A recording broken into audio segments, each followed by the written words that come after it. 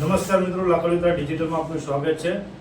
અમદાવાદ ખાતે સોલા સિવિલ હોસ્પિટલમાં સહાય ફાઉન્ડેશન કરીને એક સંસ્થા રબારી સમાજના યુવાનો દ્વારા ખૂબ સરસ સેવા આપવામાં આવે છે। એ તમામ યુવાનોને આજે આપણે પરિચય લઈશું અને એમના સંસ્થા દ્વારા શું સેવા સમાજમાં આપવામાં આવી છે એના ઉપર પ્રકાશ પાડવાનો પ્રયાસ કરીશું। પ્રથમ તો આપ સર્વેનું સ્વાગત છે। સહાય ફાઉન્ડેશનનો વિચાર કઈ રીતે આવ્યો અને સંસ્થાનો પરિચય સુરેશભાઈ આપ શ્રી આપશો। સહાય ફાઉન્ડેશન સંસ્થા એ છેલ્લા 5-1 વર્ષથી ચાલે છે અને આ સંસ્થા સોલા સિવિલ સરકારી હોસ્પિટલની અંદર ચલાવવામાં આવે છે। જે બીમાર દર્દીઓ છે જે પ્રાઇવેટ હોસ્પિટલોમાં નથી જતા, જે સરકારી હોસ્પિટલનો લાભ લેવા માંગે છે એવા દર્દીઓને સહાય ફાઉન્ડેશન પૂરેપૂરી મદદ કરે છે। હોસ્પિટલોમાં, પ્રાઇવેટ હોસ્પિટલોમાં જઈ શકતા નથી, એના ખર્ચા અફોર્ડ કરી શકતા નથી, એ લોકો સરકારી હોસ્પિટલનો લાભ લેતા હોય છે।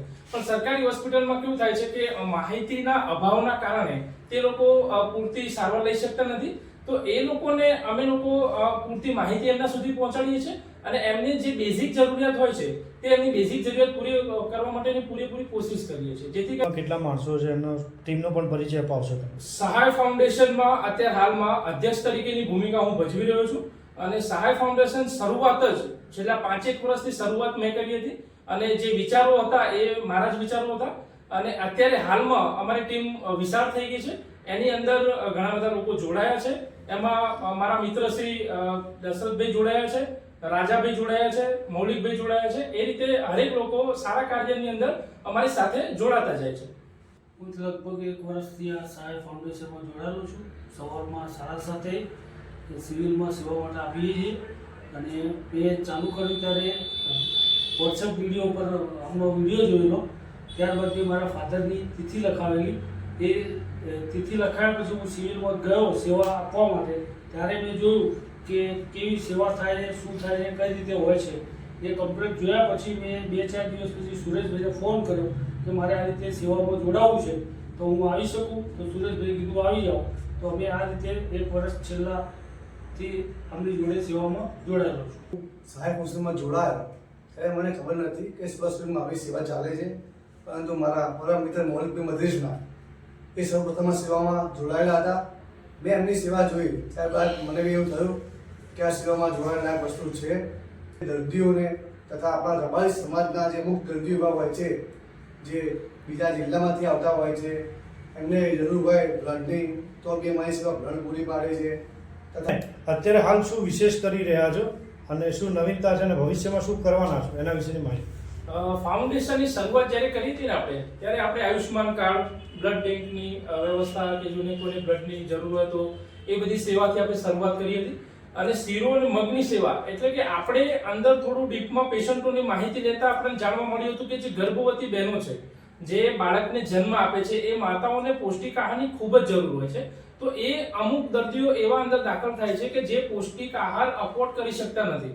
તો એવા બહેનો માટે અને બાળકનો જીવ અને માતાનો જીવ બંને સુરક્ષિત રહે એ હેતુથી આપણે પૌષ્ટિક આહારમાં શુદ્ધ ઘીનો શીરો અને મગ એ ડેલી સવારે આપણે એમને આપતા હોઈએ છીએ। એ સેવા આપણે ચાલુ કરીને આપણે 2-1 વર્ષ થઈ ગયા છે અને જે દર્દીઓ એવા એડમિટ થાય છે કે જે તાત્કાલિકમાં દાખલ થાય છે, જેમને કાર્ડની જરૂર હોય છે, આયુષ્માન કાર્ડ એની પાસે હોતું નથી।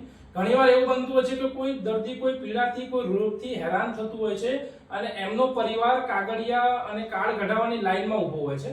તો એવા દર્દીઓની આપણે મદદ કરીએ છીએ જેથી કરીને એ લોકોને પીડાથી રાહત મળે, રાહત બહુ જલ્દી મળે અને સરકારની જે સહાય છે એ એમના સુધી તાત્કાલિક પહોંચે। તો એ છે જો ગરમીનો માહોલ ચાલી રહ્યો છે તો ગરમીના માહોલની અંદર અમે હાઈએસ્ટ 5000 લીટર છાશનું વિતરણ અમે કરેલું છે અને ગરમીથી રાહત મળે એટલા માટે દર્દીઓને હરેક ઓપીડીની અંદર પાણીના જગ મૂકવામાં આવે છે જેથી કરીને ગરમીમાં પેશન્ટોને રાહત મળે। અને અમુક ટાઈમ એવું હોય છે કે દર્દીઓને એક જગ્યાએથી બીજી જગ્યાએ હોસ્પિટલની અંદર ફરવા માટે થઈને વ્હીલચેરની અછત ઘણીવાર ઊભી થતી હોય છે કારણ કે હજારો દર્દીઓ આવે છે।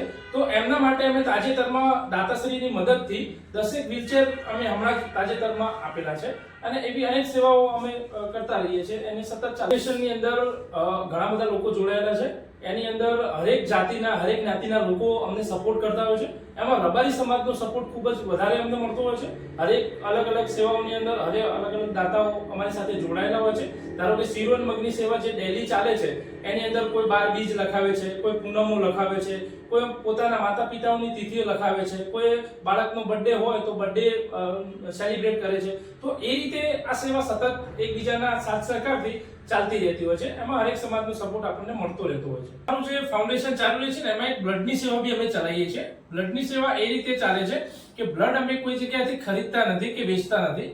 બ્લડ એ અમે હરેક જગ્યાએથી કેમ્પ કરીને ભેગું કરીએ છીએ. ધારો કે SFW જીમ છે, હાઈકોર્ટ છે, ઓલ્ડ હાઈકોર્ટ છે, એ રીતે હરેક જગ્યાએ કેમ્પ કરીને જે બ્લડ બધું ભેગું થાય છે એ સોલા સિવિલ હોસ્પિટલની બ્લડ બેંકમાં જમા થાય છે. હોસ્પિટલમાં જે દર્દીઓ દાખલ થાય છે આ બ્લડ એમને જ આપવામાં આવે છે. કોઈ પ્રાઇવેટ હોસ્પિટલમાં કે કોઈ પ્રાઇવેટ સંસ્થાઓમાં બ્લડ આપવામાં આવતું નથી, કારણ કે આ બધું બ્લડ સરકારના જે અંદર આવે છે એ દર્દીઓને આપવામાં આવે છે. અને થેલેસીમિયાના બાળકોને આપવામાં આવે છે, પછી ગર્ભવતી બહેનો હોય છે એમને આપવામાં આવે છે, કોઈ ઇમરજન્સી કેસ આવ્યો હોય છે એમને આપવામાં આવે છે.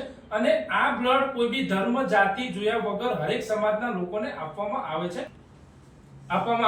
અને સોલા સિવિલ હોસ્પિટલની અંદર જો આપનું કોઈ દર્દી કે આપનું કોઈ સગાવાળું દાખલ છે અને એને બ્લડની જરૂર હોય તો આપ અમારા ફાઉન્ડેશનનો સંપર્ક કરી શકો છો. અમે વિના મૂલ્યે આ સેવા પૂરી આપીએ છીએ. સહાય ફાઉન્ડેશનની વાત આખી આપ શ્રીને સહાય ફાઉન્ડેશનમાં યોગદાન આપવું હોય, ટીમ સાથે વર્ક કરવા જોડાવવું હોય તો નીચે આપેલા સુરેશભાઈના કોન્ટેક્ટ નંબર સાથે જોડાઈ શકો છો.